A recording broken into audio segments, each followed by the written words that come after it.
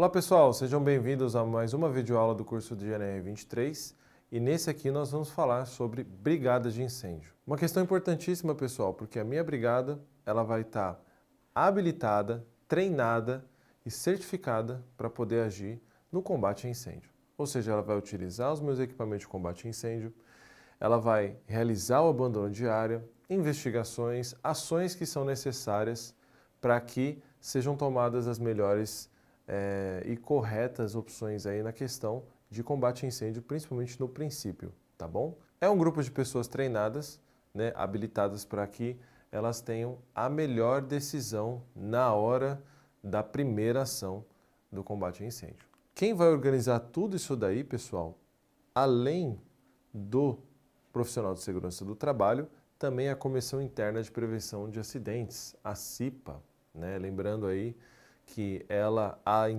além de todas as outras medidas de segurança que ela também tem que avaliar, ela é responsável pela formação, pelo treinamento, pela introdução aí da brigada de incêndio. Todo edifício tem que ter uma brigada de incêndio dimensionada de acordo com a população que nele existe. Perfeito, pessoal? Importantíssimo aí para que vocês tenham conhecimento da CIPA. Os brigadistas, normalmente, eles utilizam uma identificação.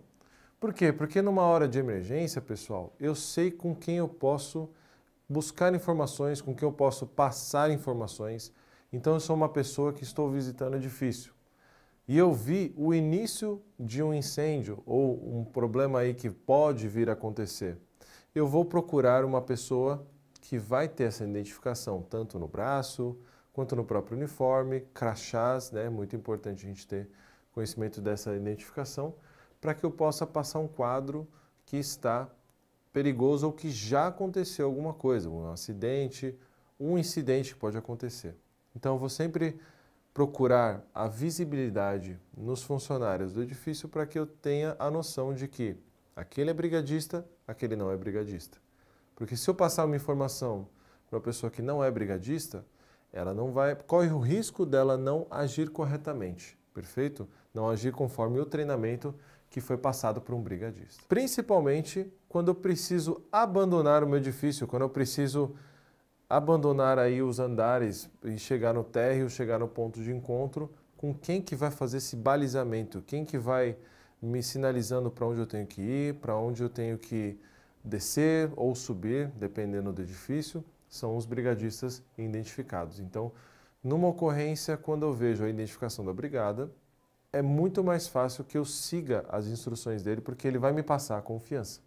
Porque eu sei que é uma pessoa que conhece o edifício, que foi treinada e que participou de simulados de abandono, enfim, ela tem muito mais conhecimento que eu da área onde nós estamos. Então, eu vou seguir as instruções deles. Muito importante, por isso que a identificação é necessária. De acordo com a NBR 14276, eles têm um organograma que sugere como que essa brigada pode ser formada. Ou seja, pessoal, existe um coordenador geral responsável por isso, e os chefes de brigadas, e os líderes de pavimentos, e os brigadistas comuns, tá? Como é isso na prática? Por exemplo, eu tenho o meu líder, que ele age na coordenação e na execução das ações de emergência no seu pavimento. Ou seja, o meu líder ele teve o treinamento e ele sabe o pavimento onde ele trabalha todos os dias, onde existe um perigo específico, onde existem as minhas rotas de fuga, onde existem os meus equipamentos de combate a incêndio, e ele vai direcionar, de acordo com as instruções que ele teve no treinamento, qual vai ser a ação tomada. Perfeito? E aí ele pode pegar os brigadistas daquele pavimento e poder desempenhar essa função aí de acordo com as informações que ele vai direcionar, de acordo com as ações que ele acha mais importante para serem tomadas. Perfeito? Importante vocês saberem, não pode existir um pavimento sem o líder, assim como não pode existir um pavimento sem o brigadista. Perfeito? Muitos casos específicos acontecem, né, na prática, mas nós não devemos acontecer e deixar isso daí despreparado, porque um pavimento sem um brigadista é um pavimento com a prevenção já sendo prejudicada. Perfeito? O chefe da brigada, ele é responsável pelas ações e pelas medidas que os seus líderes e que os seus brigadistas de cada pavimento tomaram, ou seja, ele é responsável por uma edificação. Principalmente indústrias, onde tem mais galpões, onde existem diversas edificações, é importante que exista um chefe por edificação. Por quê? Quando eu tenho uma pessoa em uma edificação todos os dias, ela vai conhecer muito mais daquele espaço do que qualquer outra. Então, por isso, é necessário que tenha uma pessoa coordenando essa edificação. Ou seja, ela vai ser responsável por passar as informações para que os seus líderes e os seus brigadistas sigam. Perfeito? E existe o coordenador geral, que ele é responsável por todas as edificações. Então, muitas vezes esse coordenador, ele é uma pessoa que ela não é fixa no ambiente, né? Ela se movimenta, ela está em um pavimento, depois em outro, ou uma edificação e depois em outra, né? Então, a CIPA e as pessoas que participam da formação da brigada têm um papel crucial para que esses cargos eles sejam direcionados para as pessoas corretas. Caso contrário, eu não vou ter a minha eficiência que eu preciso da minha brigada de incêndio. Então, a responsabilidade de deixar os cargos para as pessoas certas é muito importante para a eficiência da nossa brigada, perfeito? Caso contrário, eu já vou iniciar o combate a incêndio perdendo, já vai ser 1-0 para o incêndio e aí a gente não vai conseguir a eficiência correta que precisamos, ok? Importantíssimo, pessoal. As ações do brigadista, elas têm que ser baseadas no conhecimento do plano de emergência. Basicamente, existe um plano de emergência onde existem tópicos, informações, desenvolvimento, tudo corretamente para que esse plano de emergência aconteça. Existe um estudo sobre a edificação, sobre os materiais que ela possui, as pessoas distribuídas em cada setores, em cada andares, ou seja, isso é dimensionado e chega a um resultado que é importante para que seja seguido conforme o plano de emergência. Um brigadista, um líder, um coordenador que não conhece o seu plano de emergência fica vulnerável a situações que já foram previstas no mesmo e que podem ser combatidas ou que podem ser evitadas, tá? Então você aí na sua planta, você na sua empresa, procure saber sobre o plano de emergência, procure ler, procure se informar, porque ele é importante, o estudo já é feito conforme a edificação, a sua atividade, os seus equipamentos de combate a incêndio, a população que existe dentro dele, perfeito? Isso não quer dizer, pessoal, que o brigadista não pode avaliar riscos que não foram colocados no plano de abandono, no plano de emergência também. Ou seja, se eu identificar um risco, eu preciso comunicá-lo. Se eu identificar um problema que não foi identificado pelas outras pessoas, eu preciso passar isso adiante. Eu preciso fazer essa análise. Eu preciso estudar o ambiente que eu estou.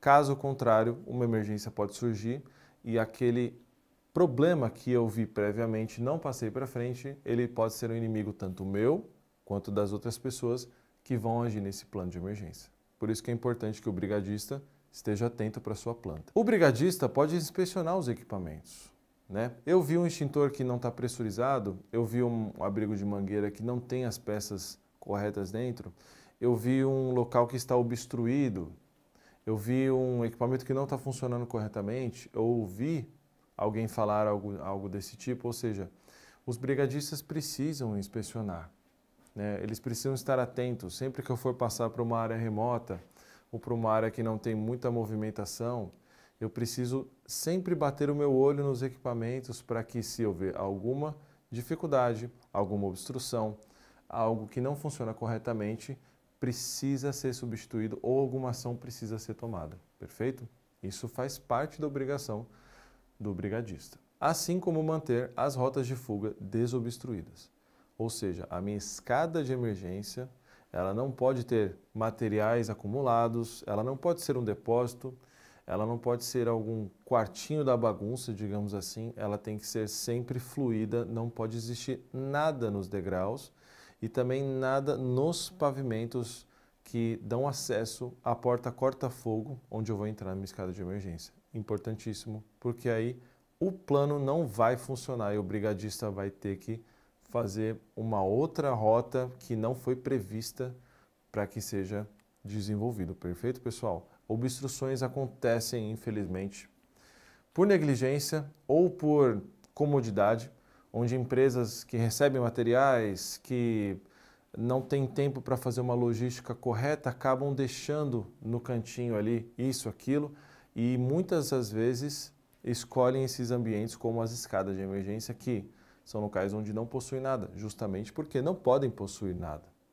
Um local tem que estar sempre livre de acesso para todas as pessoas, se precisarem descer em conjunto, elas podem, perfeito? Ou seja, eu como brigadista, eu posso gerar um relatório de irregularidades, eu posso fazer um estudo, posso fazer uma identificação. A minha CIPA pode ter esse documento para que seja preenchido periodicamente, semanalmente, anualmente, enfim, alguma medida tem que ser tomada e esse brigadista ele pode também preencher um relatório com os seus conhecimentos do que é risco e do que não é risco. Perfeito, pessoal? Assim como os mesmos orientam a população fixa e flutuante dos procedimentos que vão ser seguidos em caso de abandono de área. Professor, como assim população fixa e flutuante? Deixa eu explicar para vocês. População fixa, pessoal, são as pessoas que trabalham no dia a dia. Ou seja, no meu primeiro andar eu tenho um setor de RH, no meu segundo eu tenho um setor de compras e por aí vai. Essas pessoas elas estão das 8 às 18, trabalhando nesses andares, preenchendo espaços, salas, cadeiras, né? Fazendo com que elas estejam sempre naquele andar. Muito dificilmente ela vai estar no segundo ou no terceiro, ela vai estar sempre no primeiro. Essas são as populações fixas, pessoas que estão constantemente dentro de uma edificação nos mesmos lugares. Assim como eu tenho a população flutuante, pessoas que não conhecem edificação, não conhecem as instalações, os perigos específicos, não conhecem os brigadistas e não conhecem o plano de abandono. Essa população, ela vai ser instruída justamente pelo fato de que ela não tem o conhecimento de área que o brigadista tem, ou até mesmo que a população fixa tem. Perfeito? Esse é o diferencial para que vocês entendam população fixa e população flutuante. Numa situação de emergência, as ações são as principais para que isso aconteça de uma forma fluida e de acordo com o que foi treinado, com o que foi estudado e com o que foi passado. Essas ações são primordiais, pessoal, para que as pessoas tenham a total eficácia na hora de agir diante de uma emergência. Por exemplo, pessoal, o brigadista, identificando rapidamente o alarme de incêndio, ele consegue ganhar segundos importantíssimos tanto para o combate quanto para o abandono, caso seja necessário. Perfeito? Não quer dizer que eu não precise identificar riscos próximos ou princípio de incêndio próximo ao local que eu escutei esse alarme. Então, além da identificação do equipamento disparado, eu preciso ter a minha identificação visual também, pois problemas podem surgir, equipamentos podem não funcionar. Então, eu preciso sempre ter essa investigação. Por isso que eu tenho que estar sempre atento.